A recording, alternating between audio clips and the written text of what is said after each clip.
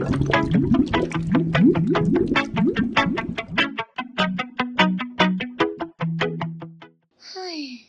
Uy, anong problema?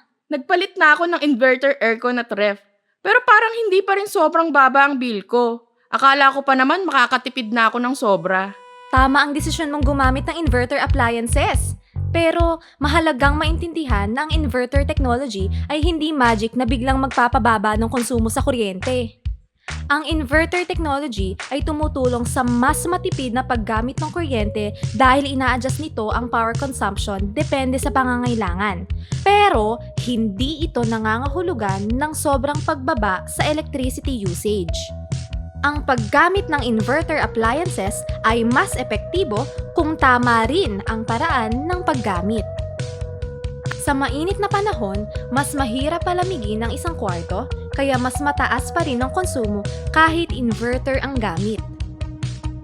Para mas makatipid, siguraduhin na ang kwarto ay well-insulated, iwasan ang madalas na pagbukas-sara ng pinto at gamitin ang eco mode kung meron.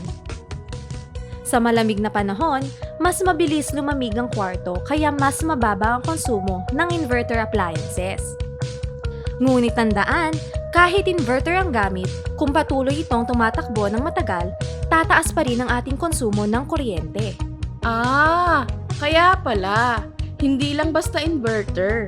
Dapat matalino rin sa paggamit.